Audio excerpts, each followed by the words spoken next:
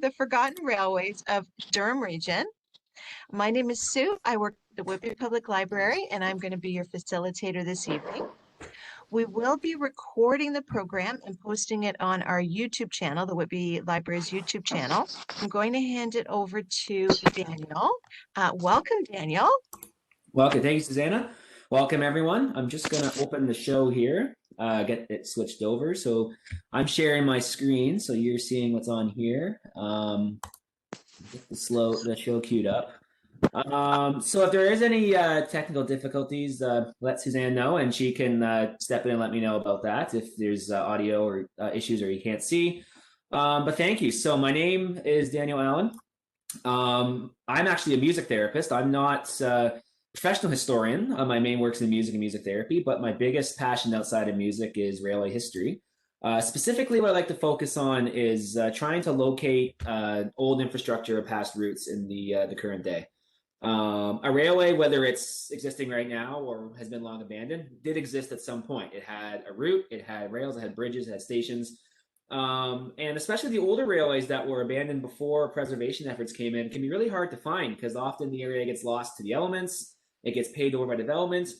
And I found increasingly in my life is there can be a road that you drive down every day or a street you walk down every day, and you don't realize that you happen to be walking past a railway artifact or some other historical artifacts that once stood there. Or in some cases, it's sitting there hiding in plain sight, and you have no idea what it is because you don't know that it's right there. So today, we're going to focus on one specific railway today. We're going to focus on the what was known as the Whitby, Perry and Lindsay Railway. There's two reasons why I chose this specific railway. One is because it served the interests of the town here of Whitby, as well as the towns in the name as well, Perry and Lindsay. These old railway charters. Oh, we got somebody talking in there. Keep your mics muted there. These old railway charters, generally the names that were listed in the charter were the main communities that were served. So in this name here, Whitby was at one end, Lindsay was at the other, and Port Perry is in the middle. But it was a railway that was conceived and developed by local councilmen and businessmen to serve the interests and the economy of the area. But the other reason why I chose this railway is because, as was mentioned in the chat, there's a lot of really excellent resources at the Whitby Public Library that are available either in the circulation or in the archives that you can use for your own research. And most of the sources that I did use in some way are available at the Whitby Public Library. The book I would definitely recommend, which is in the chat, is the book by Paul Arselis called Nip and Tuck. It is a very detailed book. I'm going to just kind of scratch the surface on the actual history today.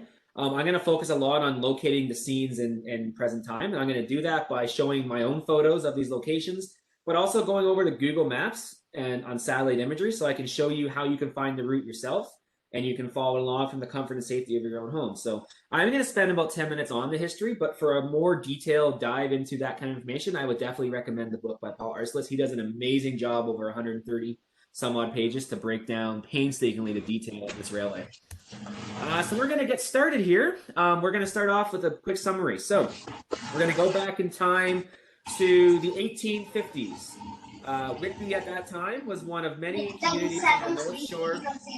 Oh, Brett, I think your mic's on there, buddy. Whitby was one of many communities along the northern shore of Lake Ontario that was vying to be one of the primary lake ports to compete with Toronto for exports. Whitby, as you know, is blessed with a very safe, natural port that still exists today. This photo on my slide is a picture taken in May of 2020 of the area at the Kiwanis Park, right by the pier. As you notice in the photo, it's very much a recreational pier. You have people walking, you have cars, you have boats heading to the marina out there. In the 1850s, it was very much a freight pier. You had factories and industries, transloading operations all along either side of this pier. And goods and people were being shipped in and out of the harbor. You had steamship lines going along Lake Ontario to Toronto and Port Hope and Kingston and other locations. This port was really accessible to get things in and out of, but getting things to the port was a challenge. Those that know Whitby quite well know that the Port Whitby area is about 1.5 kilometers, 2 kilometers south, maybe even more, of the actual four corners downtown of Whitby at Brock and Dundas. So now back in the 1850s, we didn't have Brock Street to get us all the way down there, or if we did, it certainly wasn't the paved road we have now. We would have a dirt track and horse and buggies to go down there, and it was rather tricky to get goods down to the pier. It was especially difficult if you had a farm or property north of Whitby in sort of the more northern townships of what was then called Ontario County. At this time, there was a railway boom around the world in England and the United States. Railways are being built. And in Canada, we started to see forays into railway building by resource branch lines that would go from river or lakeport communities up to resource lands where there was mines and lumber and other industries. So local business people in Whitby in the area wanted to have that happen. But they were blessed with the railway actually sooner than that in 1856 when the Grand Trunk Railway was built through the area. So the route that rail took is the train tracks you would currently see paralleling the 401 on the south side. Those rails still exist today, albeit they're operated by CN and Via and Go Transit. This route was built as the Montreal-Toronto leg of the Grand Trunk Railway, which operated from Portland, Maine to Sarnia, Port Huron, and places west, which was awesome. The residents of Whitby could finally be a link on a railway network. There was two problems with this, though. One, the Grand Trunk was thinking big picture. They didn't care about Whitby or Newcastle or the towns in southern Ontario. They wanted a long trunk railway to cover the country. So stations were kind of added as an afterthought. If you can picture the current GO station that we have in Whitby, sort of between Brock and Henry by the 401, the original Grand Trunk train station was a bit further east of there. It was located on the west side of what is now South Blair Street, just south of, I believe, Victoria. So if you can picture that area now, it's pretty much in the middle of nowhere now. It was especially the middle of nowhere in the 1850s. So not a very desirable location for a station, and had a direct competition with the harbor because people and goods could now get on the train and go east to Montreal, to go west to Toronto without having to use the Port Whitby. So not only were they still not getting more business, they were losing business to this railway. So this really pushed the community to build a charter for a railway to access lumber and timber and agriculture and other resources to the north. Now at this time, another port was also interested in the railway, but this was not a Lake Ontario port. This was the town of Port Perry. As you can see by the map, while Port Perry is a port community, it is located on Lake Scugog, the southwest corner. This gave it an excellent connection to what we now call the Trent Severn Waterway, which allowed timber to be floated down in logs or hauled down by boats to sawmills in Port Perry where it could then be made into lumber. The challenge, Excuse me. Yes. Excuse me, Daniel. I'm sorry. You're probably talking so quickly because you have so much to cover. Am I going a little fast? Just wondering if you could slow down a titch. Sure, yeah. Okay, I'll slow it down there. Okay, thank you so much. No worries. Thank you. So lots of sawmills to deal with the lumber that came down. But the problem was there wasn't a great way to get the finished products down to the Lake Ontario. So if you look at the map here, it's not really too far geographically, but again, if you're looking at 1850s infrastructure, you didn't have a lot of great ways to get down to the Port Whitby. There were a few old logging roads, but they were in very poor condition. They were toll roads, so it'd be kind of like the that time's equivalent of the 407. They were expensive, and they were prone to carts getting stuck, carts breaking down, all kinds of issues. So Port Perry was also very interested in having a resource railway to connect down to Lake Ontario. A lot of the councilmen and businessmen of the area were also either had interests in Whitby or knew people that did. It was a very kind of tight-knit community. So they decided they wanted equal interest in the railway as well.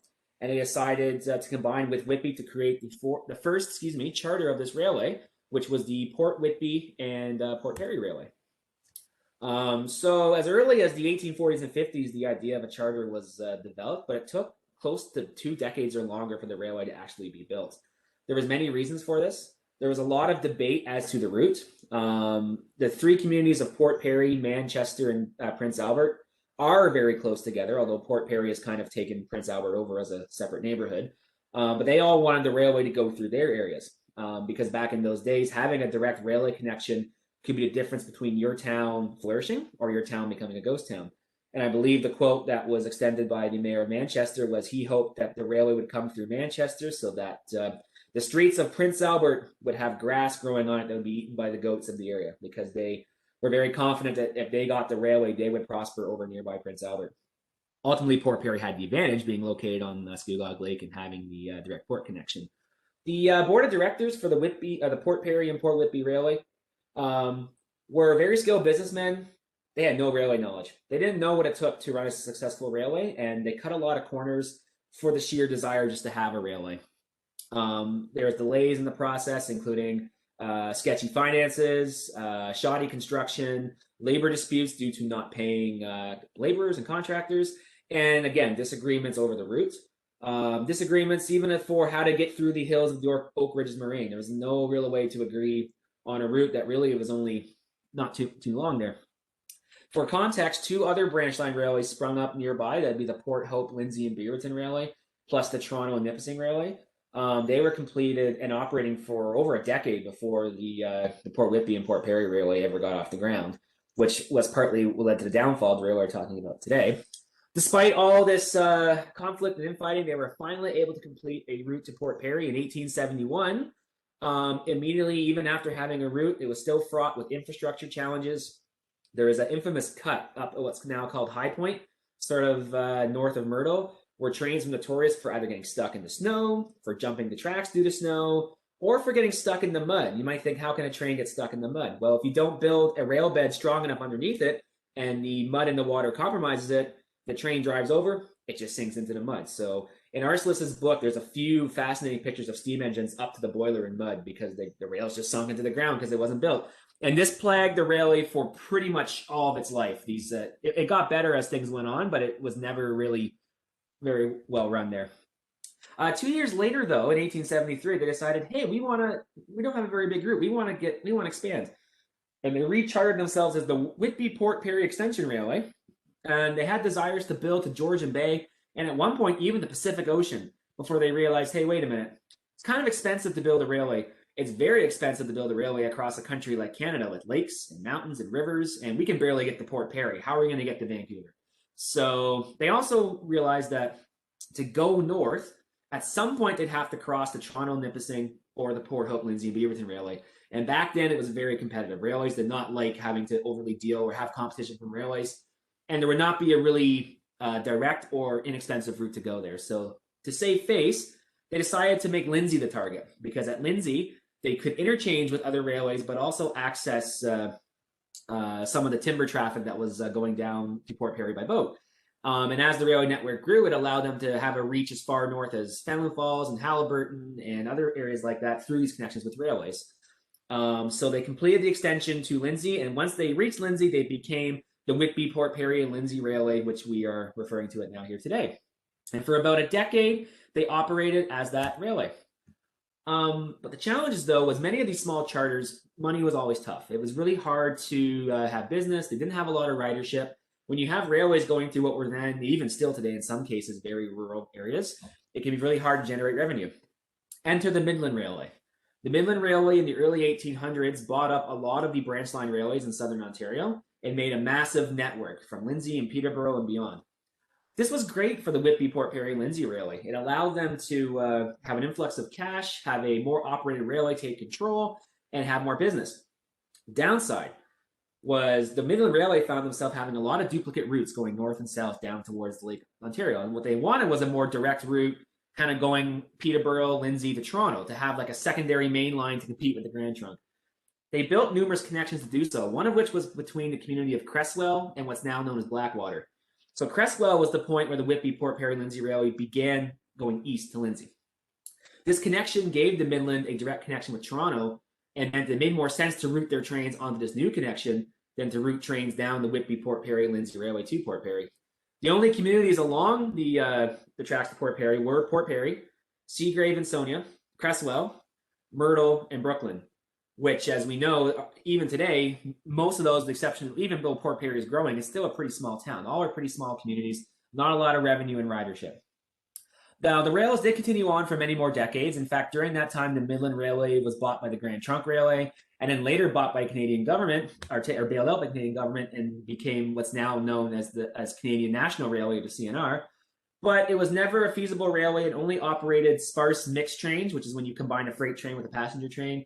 Only a couple of trains each way, and infrastructure was always an issue going down the way. So come the 1930s, when we had a depression, it was decided it was no longer profitable. It was just made more sense to route all the trains on the route through Uxbridge. So the railway that was known as the Whitby, Port Perry, Lindsay Railway filed for abandonment in 1937, with the first rails to be removed being those between Cresswell and what's now Port Perry. The rails between Port Perry and the current Canadian Pacific Main Line in Whitby lasted for a few more years, but were eventually removed in 1941, with the rails going towards the war effort. The last train from Port Perry to Whitby and back ran in 1939, It was a special excursion train to export people down to see the royal family in Toronto.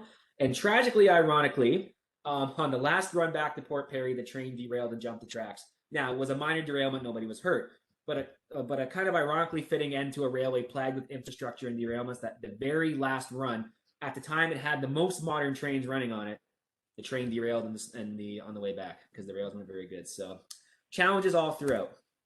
That wasn't quite the end, though, of this railway. It lingered on in various segments for the majority of the 20th century. The section in Whitby between the Canadian Pacific and the Canadian National Main lines remained until about the 1970s. So there was a stretch that started in behind what's now Julie Payette School, going through downtown Whitby down to the CN Main line down by the GO Maintenance Center. There was a stretch there that existed in the 70s. The part between Cresswell and Lindsay was built into the CN network and Midland network. It later became the Uxbridge subdivision. It remained in heavy use until service dried up and the rails to Lindsay were removed in 1992. It has the distinction of being some of the last rails to go to Lindsay, which is my hometown. So it has that kind of honor to it. The southern stub from Port Whitby to the CN main line continued until about 2008 or 10. I have to confirm the year still on that. It was considered the harbor spur, and it served the industries that are sort of south of Victoria Street. And those rails still remain until 2013 when they were removed to allow for realignment for what is now the Whitby Go maintenance facility. I've included Thomas Blampied on this here because he has some books, which we've listed in the chat, that I know. I've read the one book, and I know it has photos of CN trains on the harbor spur. So there's information there if you want to learn more about that. Okay, so now we're at the photo portion. So I'm done with the history. We're going to go to the photos. So what I'm going to do here is I'm going to show about maybe 7 to 10 photos at a time. And then I'm going to switch over to Google Maps, and I'm going to show you where these locations are and how you can find it yourself. So where we start off here is a bit further to the right of the first photo I had down at Port Whitby. So you have Water Street here on the right side. This is the entrance to the park. So this grove of trees here follows the route of where the rails would have come down to the port. I've seen maps that suggest that the rails did continue behind me on a curve heading east, kind of paralleling the current beach down there. I don't have an exact location of how far they went. I also believe that there might have been more sidings kind of interchanged around this area to service the various industries, but there's no evidence of that right now. But I decided to go here as our starting point. So the road in this photo here is Water Street here, where it curves to the left and meets. And this is the first road that the rails of the Whitby, Port Perry, and Lindsay would have crossed. The route is marked here by this row of telephone poles, and this continues on through the route and follows its route there. While this was one of the more recent stretches to be preserved, it's definitely completely overgrown. And when this photo was taken in May of 2020, I mean, you could walk through that bush, but it's certainly not an easy walk to go through there. But this is where the rails headed on a northeast direction towards the current CN main line. Looking the other direction towards the lake, you can see the route of the rails marked off here by this raised vegetated embankment. This kind of goes through the tree line and comes out at the point of the first photo. And I will say, since this photo was taken, there has been some excavation going on in here, and this embankment's no longer visible. So this is one of a few examples that I have where if you have a chance to photograph something historic, do so when you can, because you never know when it's going to disappear due to development or things like that. Slightly further inland from the photo at Water Street, we have this portion here. This is in behind the MTC factory, what is now the MTC factory. So where I was standing before was somewhere by this grove of trees on the other side of here. You can see through this part here, there's a clear pathway where the rails would have gone through that has not been developed on. You also have this curving pathway here that goes off into the trees to the left. This heads toward the MTC factory, and I suspect would have been a siding off the rails that would have allowed CN to service this factory. There's no rails there anymore, but this is also the access point of how you can get into this spot here, as you're going to see in this photo. So I parked my car, there's my car right there, that silver car, and the rails would have gone up beside the factory here. This is the factory part of MTC. As far as I know, there was no sign saying not to. You can park your car and walk down in here and explore the area. There's not much to see, just the route, but you can access it here. And again, I suspect, based on maps I've seen, that the rails would have gone right up behind this canister here, up beside the building, and there may have been a loading ramp there at some point. A little further up, getting closer to Watson Street, this is the only remaining stretch of rails that I know of on the route.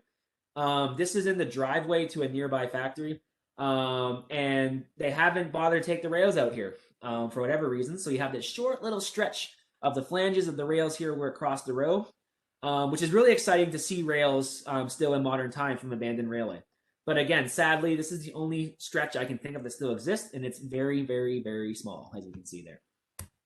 Looking the other way from there, you can see that this little hump part here shows where the right-of-way for the rails were. This is Harbor Street, south of Watson, which goes down to a storage facility, which is listed here. Where I was standing before, where the switch to MTC was a little further kind of down by here. So we're kind of making our way north. This part, when I took the photo in May 2020, had been, the grass had been cut, but up until this point, it's pretty much overgrown. You can walk through here, I believe, or you can walk alongside of the road. This is a little further down the road the other direction. You can see the power lines from before are listed here. The route of the railway would have paralleled Harbor Street up along here. You can see by the raised right-of-way. Now, at Watson Street, this is Harbor Street here where it joins up. The rails would have continued up along this sort of flat area here and crossing the road. And there was also a branch that went off this way to Reliable too. Now, you might be wondering, well, how can you be certain for sure there was rails to this area? Is there any kind of real telltale giveaway? And while you can estimate by the right-of-ways and the way the route goes to the grass, what really gives it away is this box right here. This is a CN signal box that, for whatever reason, was just abandoned after the rails were removed and never taken away. And I have the zoomed-in photo of it here. You can see it's clearly marked by CN. It's called the Whitby Harbor Spur. Spelled wrong. It's spelled the American way. Milepost 0.19. And if you go to any kind of railway crossing in the country or anywhere, you'll see these power boxes for the crossing signals. So this is evidence that is still, actually, a couple weekends ago, I drove by. It's still there. So that box is still there as sitting proof that this was a formerly a railway line through there. Looking north, the CN main line currently, it's kind of hard to see, but it's this line right about here heading over the bridge over Blair Street. The road would have followed this driveway. And in early days, it would have crossed over the rails here going straight. In later days, the crossing was removed and it had a switch on this side of the tracks and a switch on the north side of the tracks heading north. On the other side, this red building was also where the original Whitby train station used to be. So again, as you'll see by this photo and by this photo, 2021, this was taken 2021. This is the middle of nowhere. In 1856, this was also the middle of nowhere. This was where people came off. When you came on the train to Whitby, this is what you saw first. Later on, the station was moved to about where the current GO station is now, and was called the Whitby Junction Station. And just to go back to this photo here, Thomas Blampied I told you about, he has a photo online taken around the same place, but I believe there's still rails still in this part here before this became a driveway. And the red building here can still be seen in that photo. Now, this photo might be something you recognize if you've ever taken the GO train to Toronto or have driven by here. This is the current Whitby Go Station. The Whitby Junction Station I mentioned would have been somewhere over here in this flat area. Now, why I say that is these rails here is the current CN main line. This is the Grand Trunk Station. These rails are the GO line. This was only built in 1995. This is relatively new. So this wasn't here at this time. You would have had a direct path going down to the CN station. But the CN station was somewhere in this area here.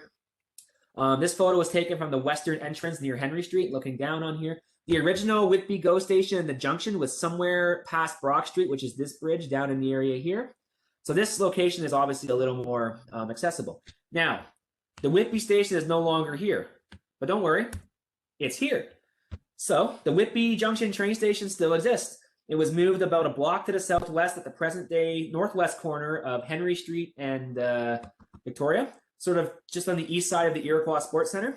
It is now an art gallery. So luckily, actually pretty interestingly for such a small railway with a short history, both of its main stations at Whitby and Port Perry are still standing today and are repurposed.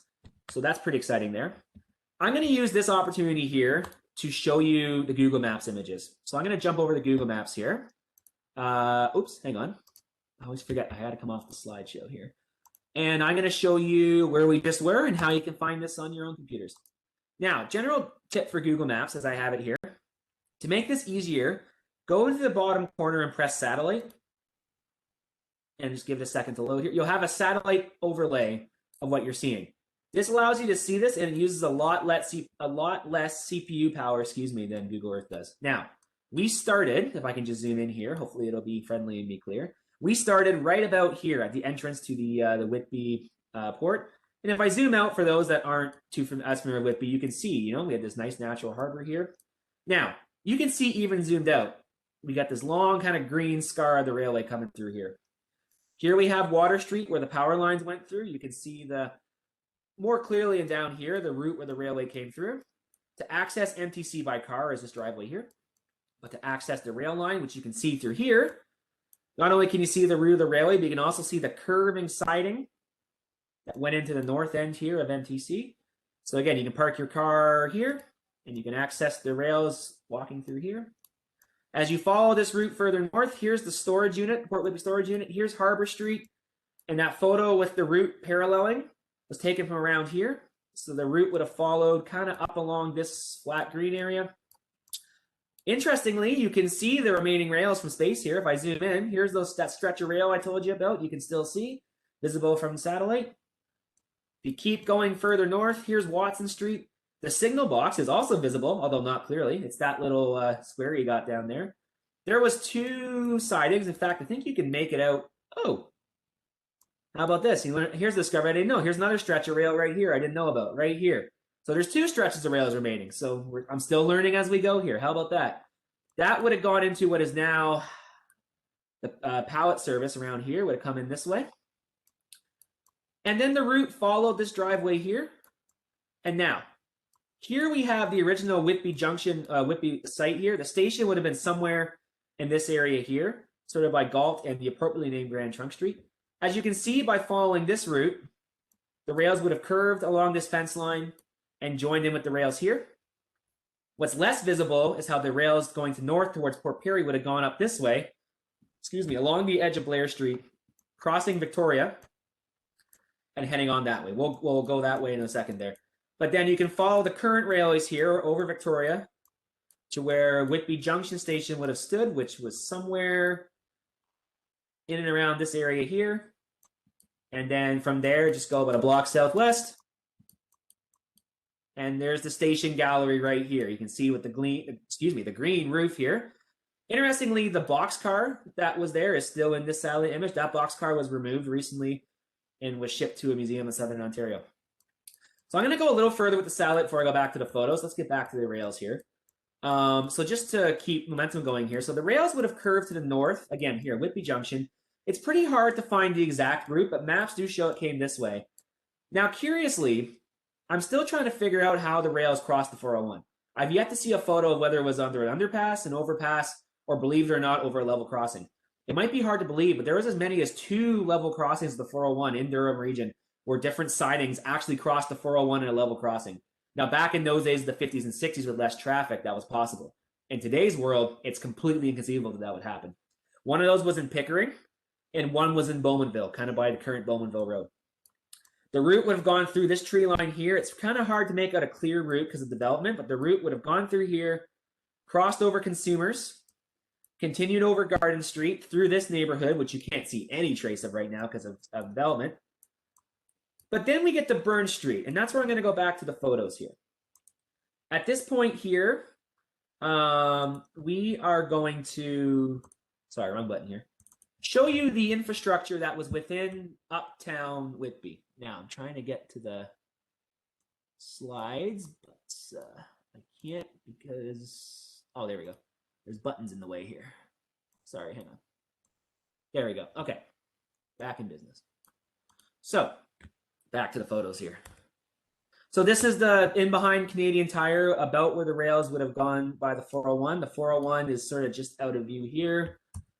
As you can see, it's pretty hard to see an exact route because of road development and land development. The rails would have gone somewhere in a crossword direction of this area, but it's pretty hard to make it out today. You can merely speculate where the route would have gone.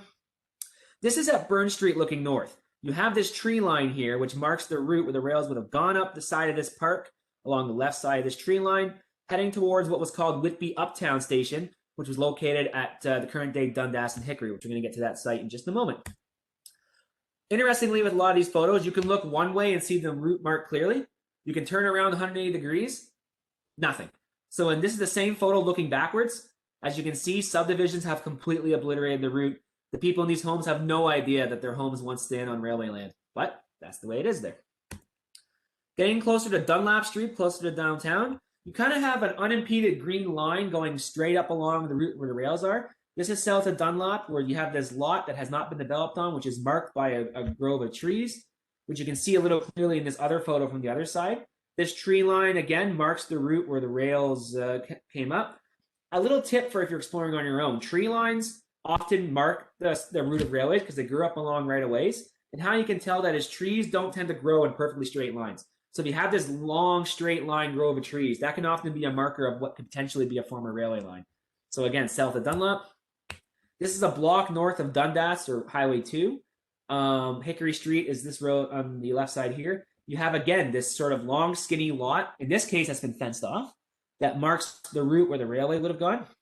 And I can tell you, in the Whitby Public Library archives, there are photos taken looking this direction towards Trafalgar College School of trains crossing over this road right here. So you can find photos in olden times of a similar location like that. Now here is at Dundas Street looking south. This is about where the Whitby Uptown Station would have been. It was a two-story structure that stood somewhere on the right side, I think about here at the parking lot entrance. I was a little off in my angle to the left. I was trying to capture both the route and where the station would have been. The route of the rails would have gone right through this kind of yard here, through the gates, passing through. And again, Whitby Public Library has some excellent photos of the station in operation and afterwards when it was abandoned. The station was torn down, I believe, in the 60s or 70s. I don't have an exact date on that. I'd have to go back and check, but it was definitely around that time it was torn down. But again, like photos, if I turn around 180 degrees, you never know there was a railway there. This is the same spot looking north along Hickory Street. This Hollis Wealth building has definitely come up in more recent times, and the rails would have come up along the east side of the road, somewhere probably around where the sidewalk is here as it continued north. Now, the next little bit for most of Whitby, there's not a whole lot to see because development has obliterated everything. I have a few photos left. I'm going to kind of go quickly over that spot, also because of time. But I want to show this photo. This is very important here. So if I had known then what would have happened now, I would have got a better photo. This is a, you might think, oh, there's a bunch of smashed up cars. What's the deal with this photo here? Well, this building here is actually the locomotive storage shed for the Whitby Port Perry and Lindsay Railway, or it was, as I'll get to later. This front part here has been renovated, but I can't zoom in, unfortunately, but the white brick down here is the original building. And if I could get around the back side, you could actually see the shapes of the doors that were bricked in. It was about a 2 or 3 stall engine house where the trains would have gone in for servicing when they were done. So the reason why this photo was kind of hastily taken was the proprietor wasn't too happy with someone taking photos without a reason. So I kind of snapped a quick photo and went on my way before I got in any trouble with the intention of maybe I'll come back and get another photo. Fast forward to November of 2020, I'm out for a drive. Where'd the building go? It's gone. The building has been leveled for condos. And just like that, a piece of history gone. So unfortunately, the engine shop is no more. It's been torn down, and someday soon, it's still a hole in the ground last time I checked, but sometime soon it's going to be condos. So as is the sad part of railway history, sometimes it gets lost, and as you know, it gets lost to infrastructure and development. So again, take your photos while you can. I'm really glad, albeit while that photo is not the best photo, I'm really glad I have that one photo because my chances now are gone. I have this photo in here. This is in behind Julie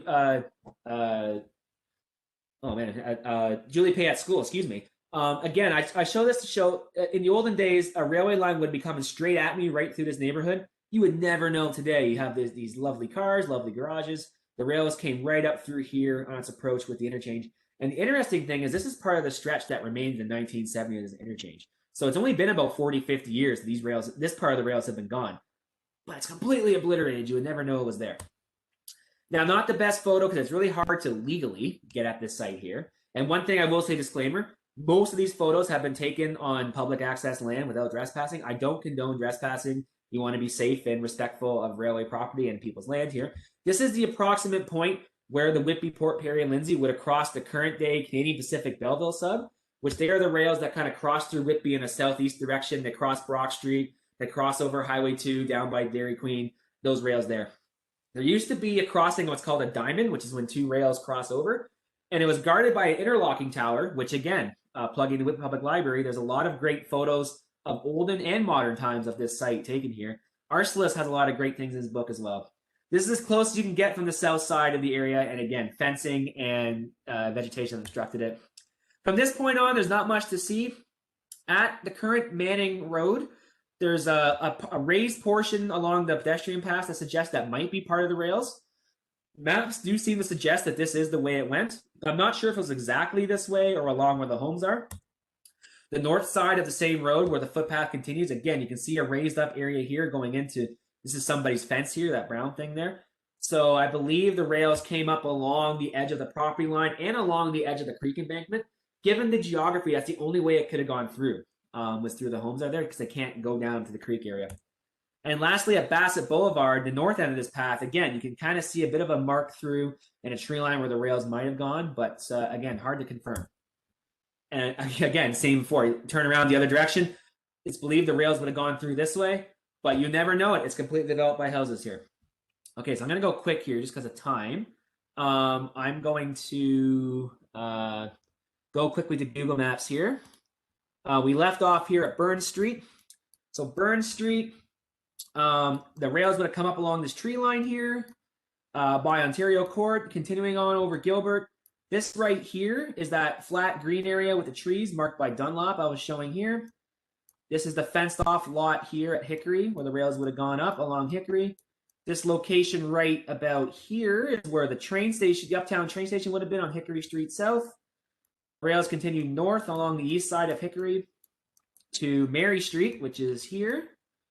And you can see in Google Maps, it still has the car garage here of the shop here. It's still listed. The tracks would have come up the left side here. From here, the rails would have started to curve to the right through the Regency Place apartments. The photo I took in the middle of the neighborhood was at here at Help in Regency. Julie Payette School this is the playground for it here. It would have crossed over at a diamond somewhere in about this area here. But then as you can see, you lose it completely to development at this point. At some point, the rails would have crossed over Garden Street, probably in around this area. Crossing over Bradley, crossing over Longfellow, and then getting to Manning. So those photos I took at Manning of the possible embankment was located here and here. Maps do suggest the rails went right up along the backside of these homes, long before these homes were ever built. And then at some point, the rails would have kept going along where the footpath would have been along this green line through the park here at Bassette Boulevard. But again, if I zoom out here, from this point north, subdivision, subdivision, subdivision, subdivision. There's no real way to see it. You lose the rails until you get to, now it's hard to find this point, until you get to just north of Taunton. Here it is, right about here. It's kind of hard to see. You can trace the rails through here along this line. This horizontal line is the former Canadian Northern Main Line, where again they crossed on a diamond interlocking, and again the Whitby Public Library has some great images of those rails there. But the route continues along this tree line over Conlin. You can see this raised up tree line here showing the route where it would have kept going. It would have followed what's now St. Thomas Street, going where the 407 is now. Obviously wasn't a thing back then. Along the west side of St. Thomas Street to a point just south of Winchester here. We're now in Brooklyn. And right about here where Mike O'Kelly's in this building is where you would have seen the Brooklyn train station on the left side and a grain elevator on the right side with a siding. So right about here south of Winchester, right near Memorial Park is where you would have seen the Brooklyn train station. The rails continue north along the west side of Queen Street. And the Whitby Public Library has a great photo of World War I soldiers marking north along Queen Street. And you can clearly see the rails listed or displayed on the left side. It continued along Queen Street over Castles, over Charles, and up even past, George Street, before it began to meander a little bit through what's now overgrown. You can see it's really impossible. Maps show went through here, but you can't find the route on satellites. It's been completely developed over Carnwith. Again, you still can't really see the route. But then at Columbus Road, and I always have a hard time finding it when I get to here. Where exactly is it? Sorry, I'm going pretty quick here. Yes. Here at Columbus Road, you gain the route again. I'm going to go back to my photos just a second here. But the route continues up along here, up along this tree line, to where it meets Highway 712, just by the Bon Voyage Motel, where it crossed over the hotel and continued here. Now I'm going to go back to my slides. I'm going to blast through a few of these here because just for the sake of time, I want to make sure we get good time on Port Perry. Actually, we're doing not bad. This location here is south of Conlin. this is a footpath I would love to access, but I don't know if it's public access, so I haven't yet. So until I know I can go down there, I won't. I know some of the properties down on Anderson say private property, so I'm not about to risk it until I know it's safe. Looking the other way, the route is marked off by this driveway, but also this pathway here. This portion here is where the rails meet St. Thomas Street, south of Brooklyn, marked off by this tree line. If you turn to the right and look north, the rails would have gone up along the left side of this road here, heading towards Brooklyn, as marked off by this brushes of trees here. This photo is a bit off-center. This is in Brooklyn, south of Winchester. The grain elevator would have been right about in front of me here, and the train station would have been off to the right and behind the C-store. I was a bit out of alignment with my image here. It's hard to really conceptualize the alignment of the rails because of the road network building up, but the rails would have come up through here, and this is where you would have gotten the train in Brooklyn. I went back a little later to get a photo looking north. The rails would have gone up probably along what's this lane of the road right now, because the road, Queen Street back in the early days was a dirt road and a lot more narrow. And again, the photo I was talking about of World War I soldiers marching was taken from around the same location looking along Queen Street. So it's really neat to look at a photo from the 19-teens and compare it to over 100 years later to see how much the area has changed. This is a little further along Queen Street looking south. Again, the rails would have gone up along beside these cars, up to my location, and a bit behind me would have begun to curve to the right. You can kind of see by the shape of the road, you have the sidewalk is kind of sunken down a bit with a raised up embankment, which I suspect might be a bit of the railway embankment that was kept in order to facilitate the widening of Queen Street. If you look at the other side, for example, there is a bit of a ditch, but the sidewalk is a little more on level here. You don't have that same dip that you have. And this was the side of the road where the rails would have gone through. So now we're where we left off with the satellite image. This is Highway 12, just past the Bon Voyage Motel. This grove of trees heading north marks where the rails would have crossed Highway 712 for the first time. This is at the next road, which I believe is Braley Road, north of there. This tree line in this ditch, again, this is looking south, mark where the rails would have crossed over the road. Same perspective looking north, you can see again the ditch in the tree line showing where the rails went here. Once it got out of Brooklyn, the rails ran on a relatively straight alignment between Brooklyn and Myrtle, which is where we come to next. This is taken from Myrtle Road west, looking north, just to the west of Highway 712. The Myrtle train station would have stood somewhere about where this garage is right now. The Myrtle train station is no longer there. The few photos I have seen of it have been confirmed by captions to have been on the left side of the rails, on the north side of the road. So, wow, it's no longer here. Again, this tree line going way off to the horizon marks the route of the railway. And the station would have stood right about here, here at Myrtle Road. Now, this is from Duff's Road. So there's some, you can see some rails right here. So Duff's Road is the first north-south concession to the west of Highway 712. So these rails in the photo here are the current Canadian Pacific Havelock subdivision, which used to be the Ottawa and Quebec, Ontario and Quebec, third time's charm, Mainline. So I took a photo from here because you might be able to see it. There's a bit of a, looks like a pile of logs here. One thing that puzzled me for a long time was how did the rails of the Whitby, Perry and Lindsay Railway must have crossed at some point. How did they do so? And what I suspected was it must have been some sort of overpass. And what you see right here is actually the concrete footings of the bridge that took the Whitby, Perry and Lindsay Railway over these rails. Now, I mentioned that I tried my best not to trespass or do things here. So the next few photos, I do not condone doing what I did here. I am aware that this is a very rarely used spur line, so the trains come pretty infrequently. On a weekend, I decided to go check out those embankments on my own. Now, if you walk down a little further, so I'm standing now about there, you can see, it's kind of hard to see on this side because of the shade, you can see these are clearly stone footings of a bridge that would have gone over the rails at this point here, crossing over the rails on an angle. This more close-up photo, again, you can see the cut stone through here. I suspect there might have been some pillars on top. I don't think that if the bridge sat right here, there would have been quite enough clearance for trains to go under. Then again, it's certainly possible that, 80 years have gone by since these rails were removed. Maybe there was some renovation done to the current tracks. And this last photo is on top of the bridge where you can see the cutting on the south side. You can also see the land a little higher up here, which is the case off to the left, which again suspects there's probably some other pillars on top of the stone where the bridge went over. But this is the exact point here where these rails that we're looking at today would have crossed over the current Canadian Pacific Havelock subdivision. So I'm sure a lot of engineers drive through here not aware that they're currently going through what used to have been a junction. Okay, let's go back to the satellite quickly here just to show this part. So we left off here at Highway 712. The route is marked off by this tree line here. Here's Braley Road where I was standing. The rails crossed over here. You can see the ditch on both sides and the tree line that mark, as you can see, the relatively straight route. Now you lose some of it due to farm development, but it does come back up. You can see it's back here. You lose it here, you get it back. You lose it here. Oh, it carries on here.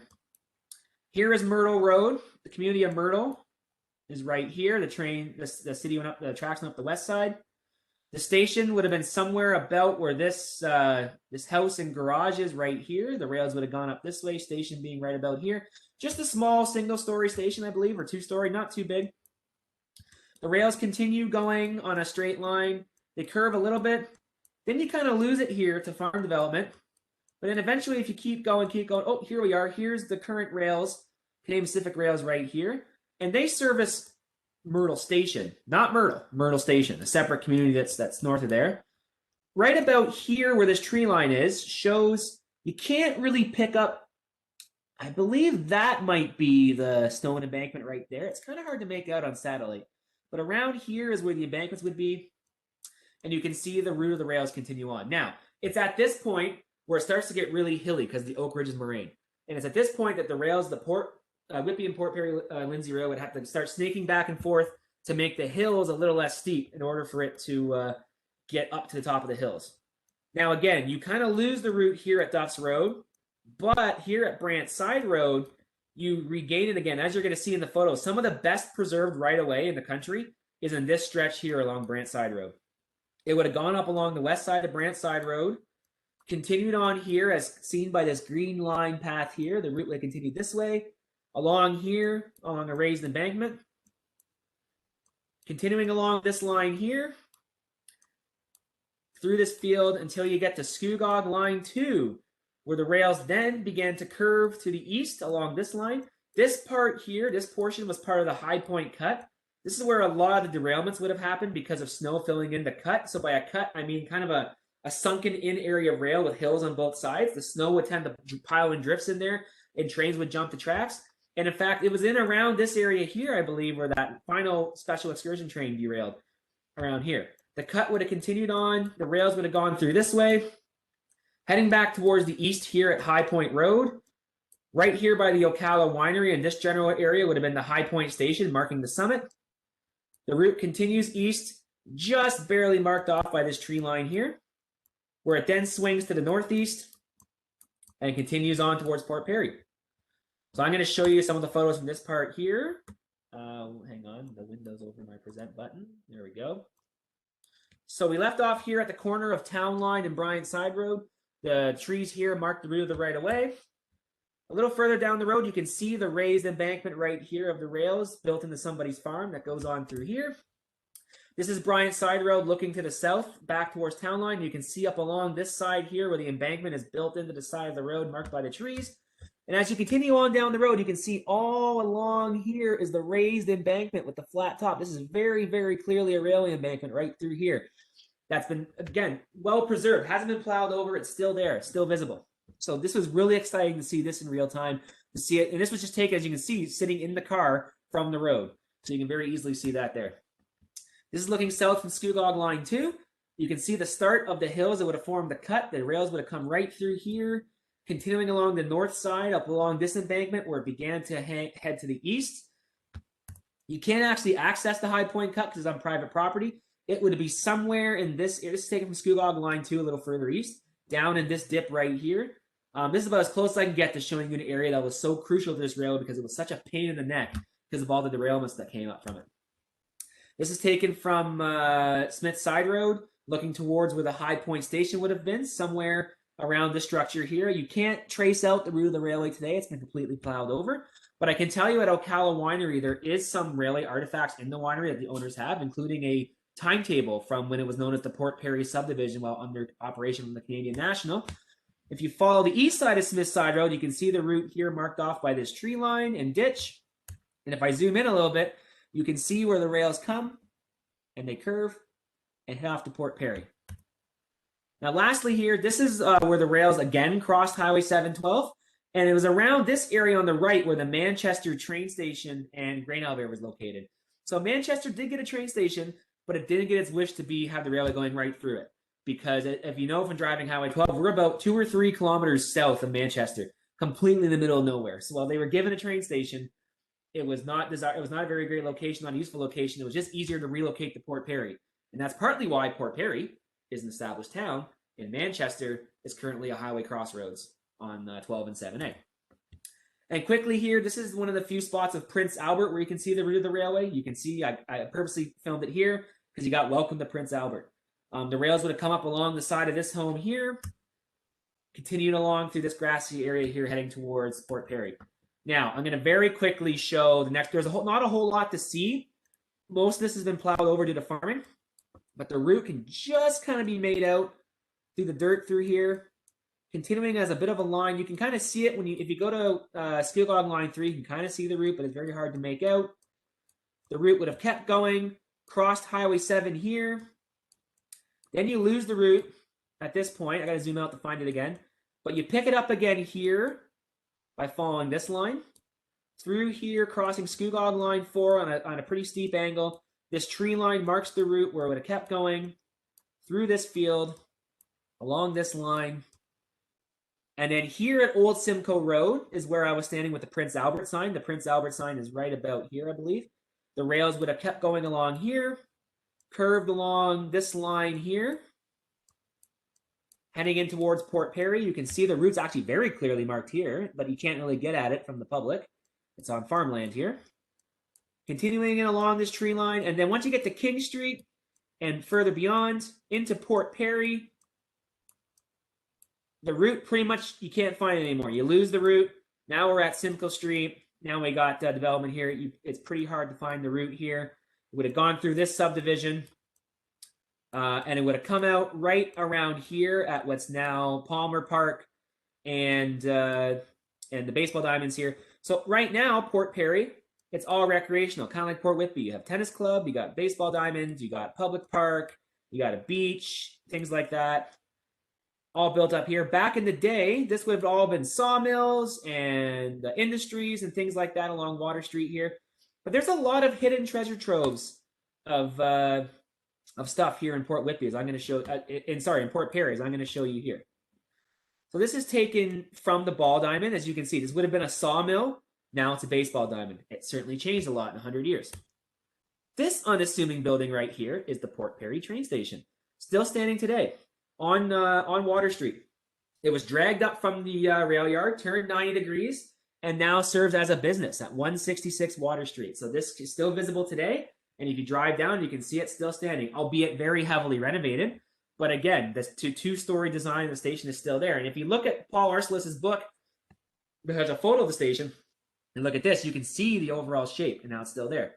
Now, Port Perry has another pretty cool railway artifact hidden in plain sight. It's grain elevator. This massive grain, well, not massive, but this big grain elevator was serviced by the Whitby, Port Perry, Lindsay Railway, and it still stands today as one of 2 grain elevators still located around the same area, the other one being at Pontypool. So they would have been serviced by the railway here. I took a photo on the east side. It's been definitely renovated and painted and marked off as Port Perry. Again, a really cool railway artifact just out there in plain sight for all of you to see, and many people probably don't know that it was serviced by a railway at one point.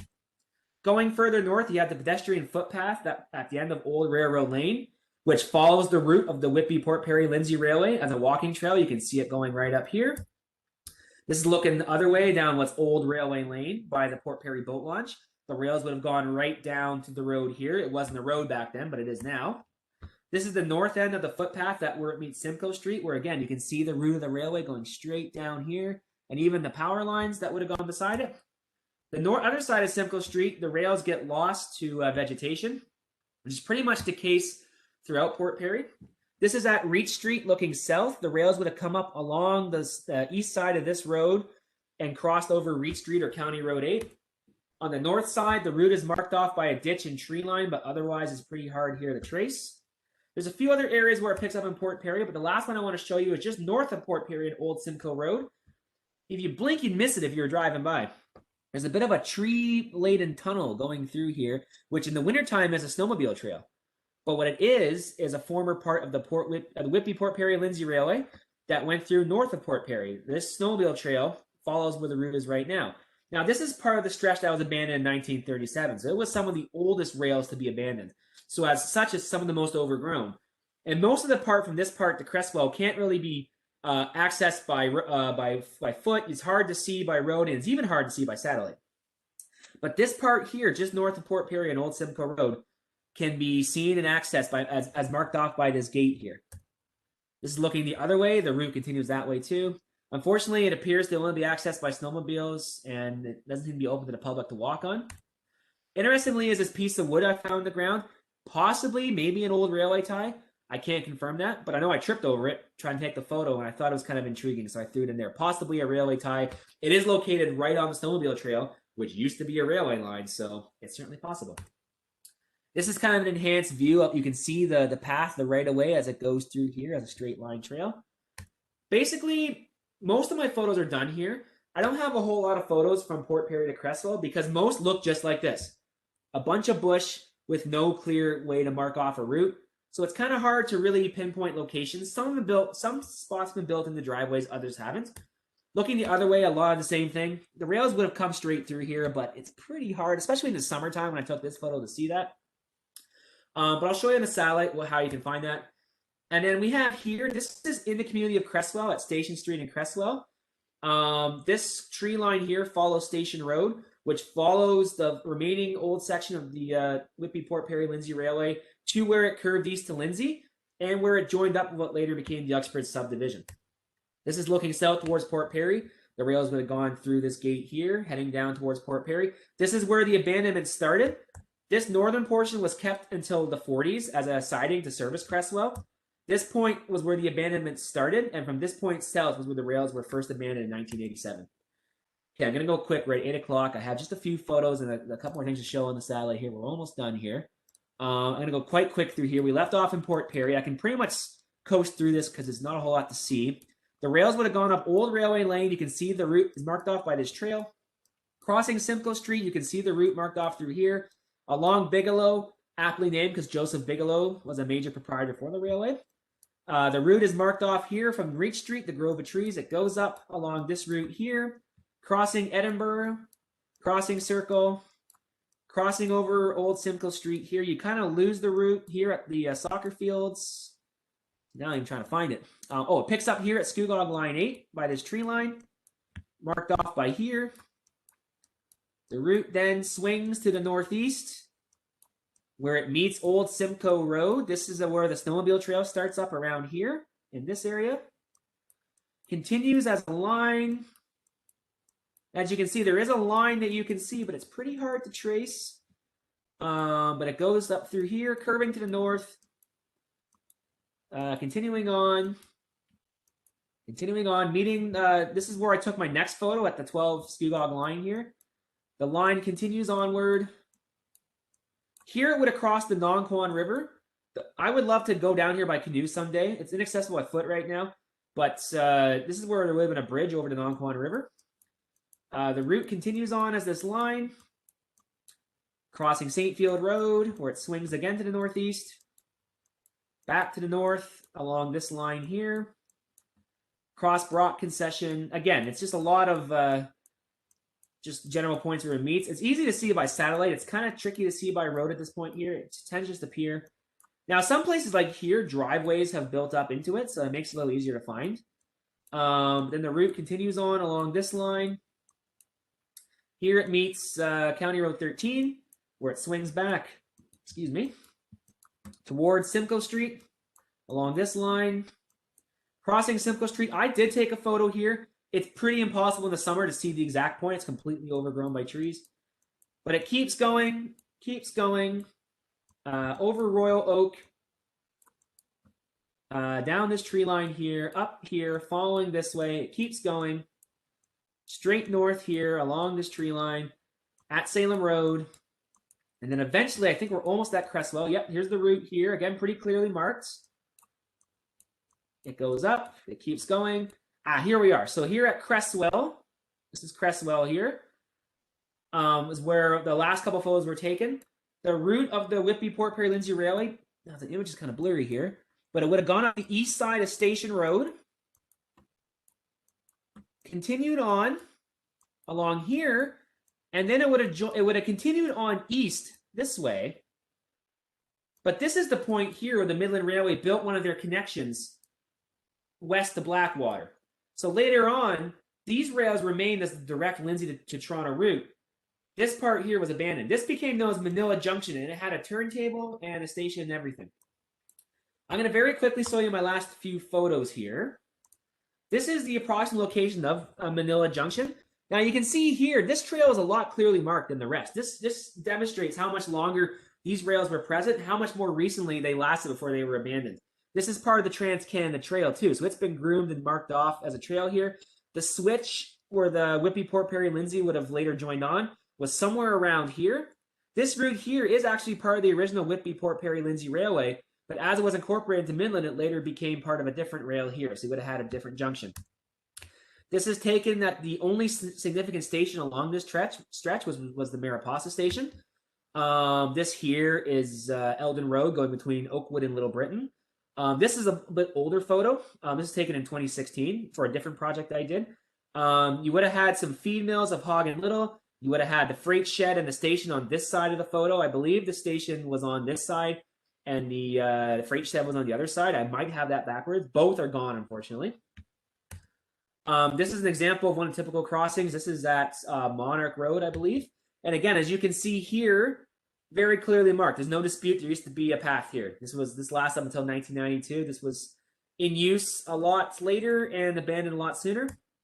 And my last photo is about where the Union Station would have been with the Whitby, Port Perry, Lindsay Railway and the Victoria Railway. This is in Lindsay, taken south from Glenelg Street towards Melbourne. And there used to be a yard here. Lindsay used to be a pretty big railway terminal and used to be part of a yard that lasted up until the 80s and 90s. As you can see now, the station is completely gone. At this time in 2015, I took this photo. It became, it was flattened for condos. In 2021, it is now, actually, no, it's not. I think it's a seniors building now. It's definitely some sort of development. But now it's completely gone. You would never know a yard and station used to stand here at this time looking at it. And just to fully complete our trip from Lindsay to Port Perry, sorry, I'm trying to get to the thing here. We continue east along this line here. The route makes a bit of a dip. One of the few curves along the route. Crossing White Rock Road, where it gets to Eldon Road here. The station and freight shed was on this side. I was standing over here, looking this way. You would have had all the facilities over on the west side for industry. Train station on this side. The rails keep going. Rails keep going. Along this route, you can see it's marked off as Trans-Canada Trail. Crossing Taylor Road. Crossing whatever road is next. Otmar Road.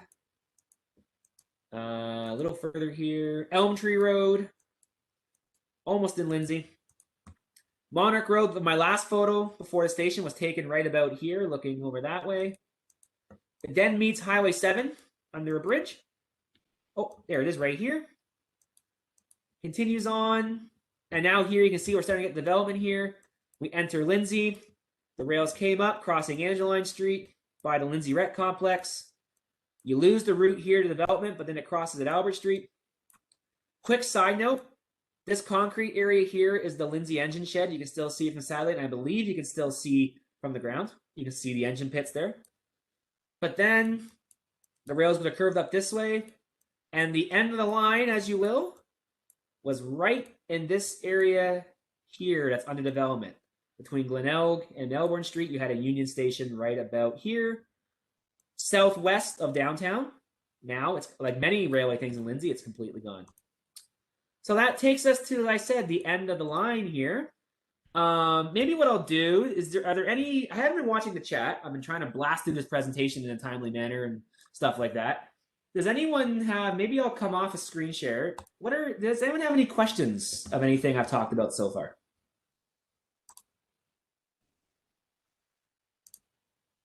You can speak up or you can say it in chat. I'll leave it up to you. I have a question while we're waiting. Sure. Do you know how many kilometers or how many miles of track that route that you just took us on would have covered? That is a really good question. I'm trying to think if I know that answer.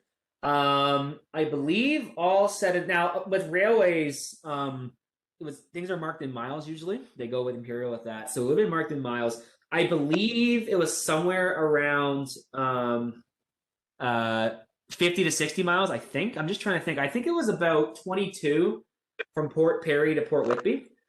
So then it was a longer route. It was a longer route from Port Perry to Lindsay. I think it was about 50 to 60 miles is my estimation. I think the Paul Arcela's book would have a better idea of that. But that's a great question. But I think my estimation is about 50 to 60 miles. It was a relatively straight line, but it did kind of go up and then curve right.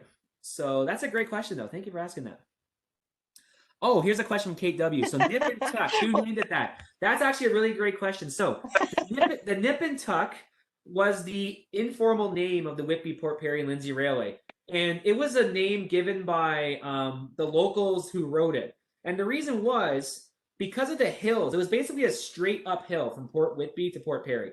So often, because of shoddy craftsmanship of the rails and not having a whole lot of engines, not having enough power in their engines, it wasn't always guaranteed your train would make it to the top of the hill at high point. The train might get stuck in the snow, the train might stall, and it was often the expression the local said was, "It's pretty nip and tuck if we're going to actually make it to our destination today or not." So that became the informal name of the railway, the nip and tuck, because there's a very good chance you might be delayed or might not even make it on your trip to Port Perry because your train would get stuck.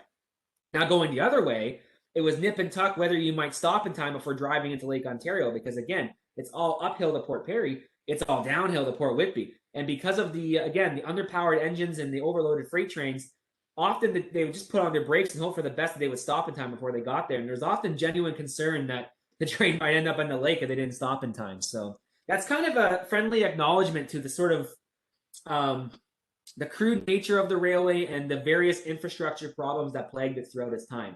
Like I was saying, even in its very last run with modern steam engines and modern coaches, trains were still jumping the tracks because there was just so much challenges with maintaining it. Oh, a question here from Jane. What is the track that cuts through Herbert Downs? So that is the Canadian Northern Mainline. I briefly mentioned it earlier. So Whitby has two main lines, the CN main line, the CP main line. The Canadian Northern actually built the main line to the north part of Whitby and Oshawa. The cut through Herbert Downs, that was about where the rails would have passed through. But it also passed through on a rather large trestle. There was a lot of big trestles along the Canadian Northern Main Line. And I should just clarify, it was their main line from Toronto to Ottawa. So those rails belonged to, well, it's Canadian Northern, which was later bought by Canadian National. But the problem was Canadian National has their main line along the 401. It's a lot more direct than what was Canadian Northern Main Line. So it was pretty redundant. And when you have redundancy, you go for the railway that is more direct, but also makes you more money. So those rails were abandoned in 1937, I believe. And all the big trestle, there was a big trestle at Herbert Downs. There was a big trestle in Oshawa at where Taunton Road crosses over Oshawa Creek. There was a trestle that went over there. And there's a few, there was one over by Stevens Gulch, whatever the park is near Bowmanville. But yeah, those rails belong to them.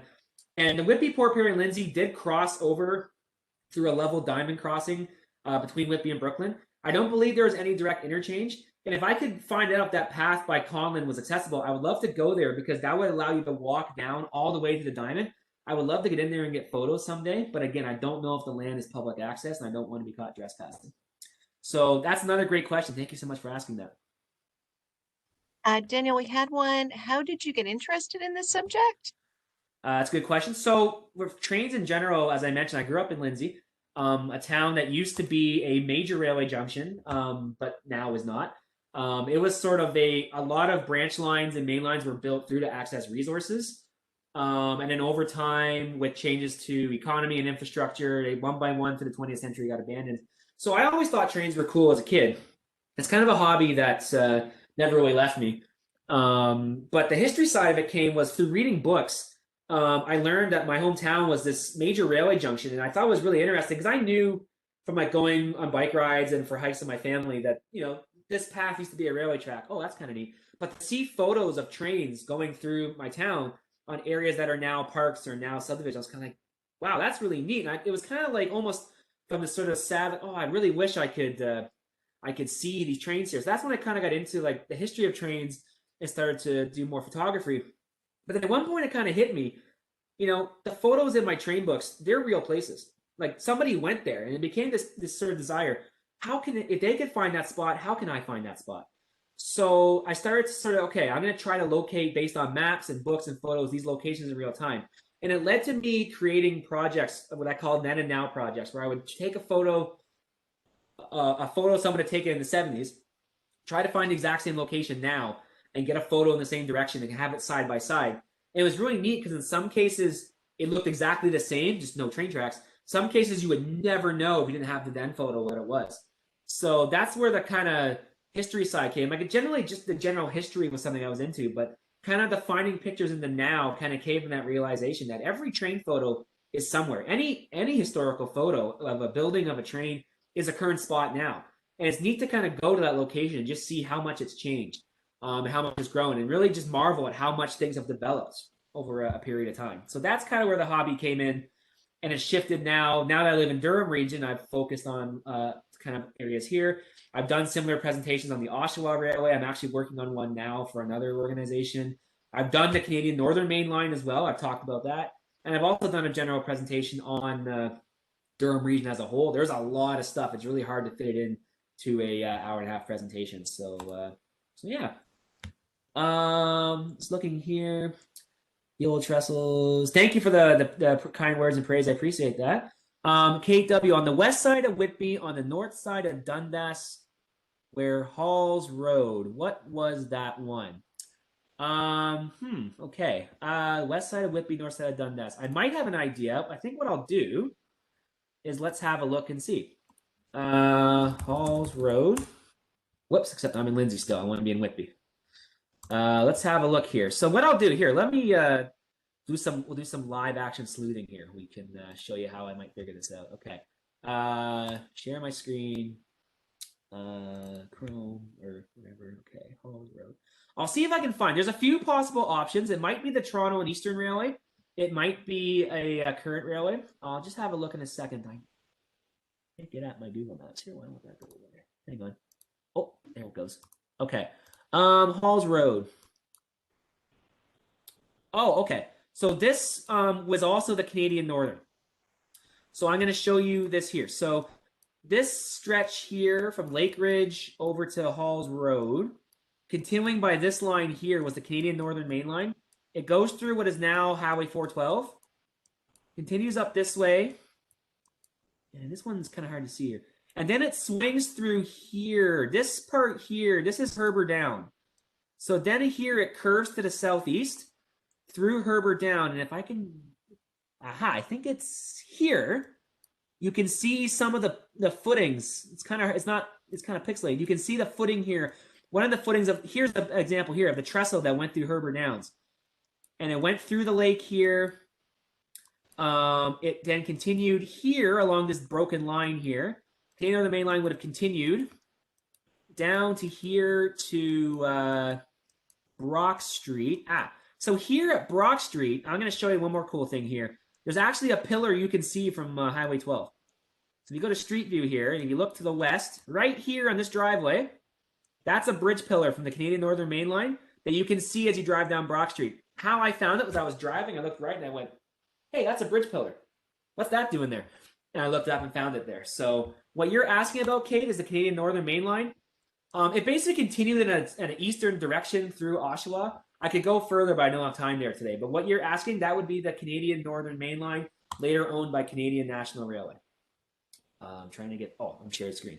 So yeah, good. These are great questions. Thank you so much for all that there. Where did the one I was thinking? Oh, more south. Oh, okay. Well, let's have a look. Let's see. So another question I saw, I just got to find it now. Where did it go? Michael asked. I'm not sure what railway you're asking about, Michael. Are you asking about the Canadian Northern Main Line? Or are you asking about the Canadian Northern Line? Can you hear me? Yes, I can. Curious, it went from Toronto to where? Ottawa. Ottawa. So the Canadian Northern Main Line started down in the Don Valley. It went up through the northern part of Pickering and Whitby, Oshawa. It then, until Port Hope, it stayed up to the north. And then it's kind of swung down to where the current main line is. It went through Port Hope, and Coburg and Brighton, and then at Napanee it went northeast to meet up with Smith Falls and continued on to Ottawa that way. So that's where it would have went. And did it ever make money? It did, but not as much as other ones. The problem was it wasn't close to the lakeshore, and it wasn't close to the downtown core of any of the communities like Whitby. So, like, for example, Oshawa had a train station on the Canadian Northern. It was located, well, it's actually still standing, but it's been moved. It was located up by Taunton and Simcoe.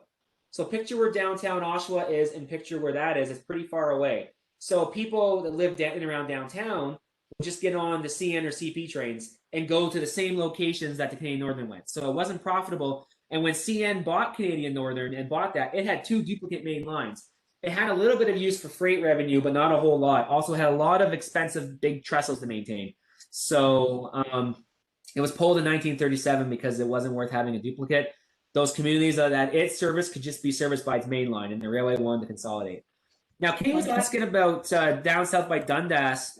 I'm not 100% sure, but given the location, my estimation would be that it would probably be what was the Toronto and Eastern Railway.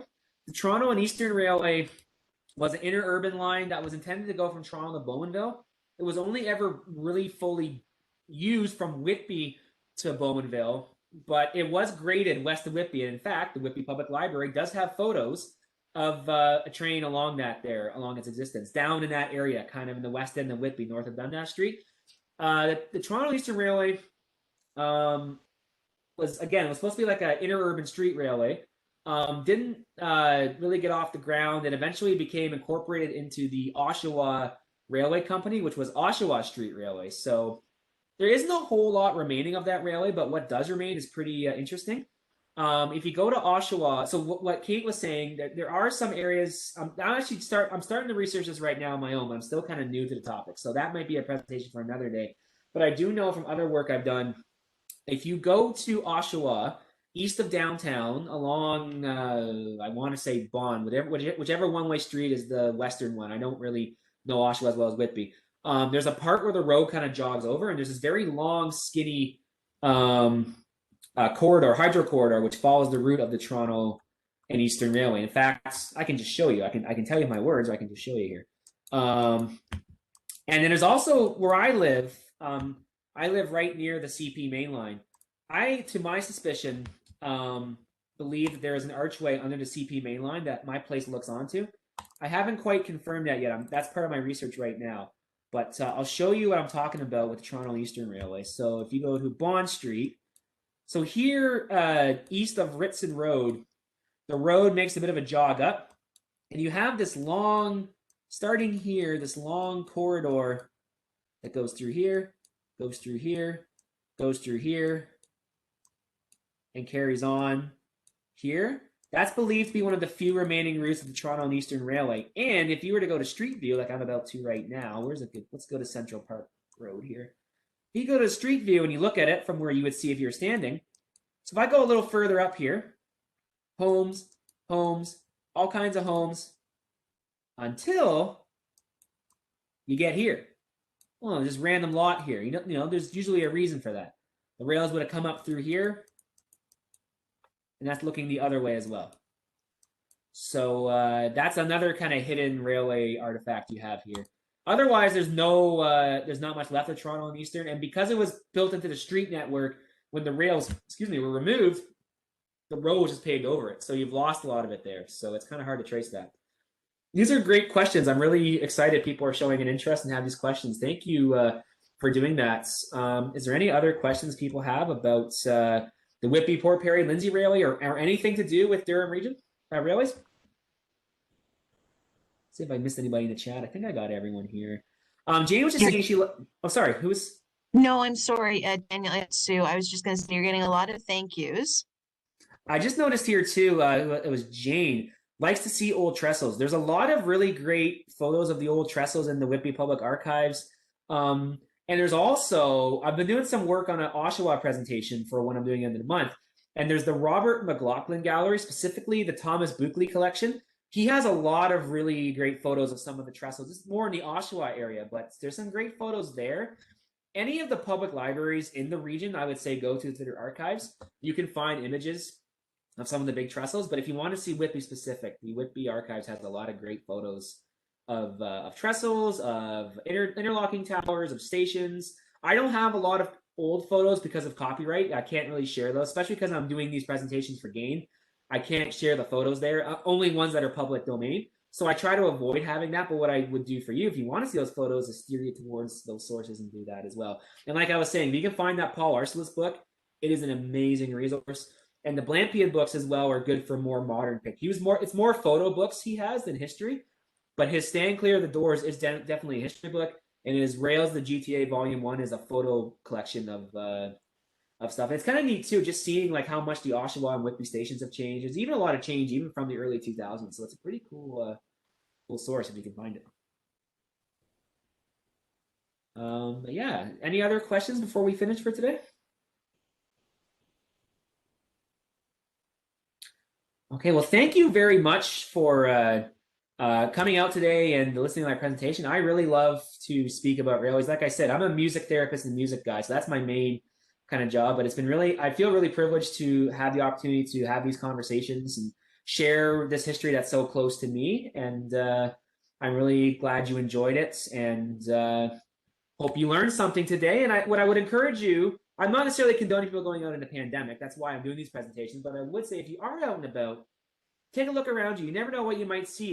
You may see something hidden in plain sight. And as you drive around or walk around these days, try to keep these locations in mind. Maybe you'll see some of these things and see what you saw there. Thank you so much. Please take care and stay safe. And I hope you enjoyed. Thank you so much. And I'll echo that. Thank you everyone for coming. And Daniel, thank you so much. That was a real whirlwind of a journey. Yes, thank you. Yes, and I'm happy to mention the archives because they're such a great resource. I think it needs as much recognition as possible. It's been a major help for me in my work, and thank you very much. I'm glad. I know it's a lot of stuff, and I know I threw a lot at you today, but I'm glad it was enjoyed. All right. Okay, and good night, everybody. And we will see you next time. Thank you. Virtually for a Good little night. while. Good night. Yeah, good night. Thank you.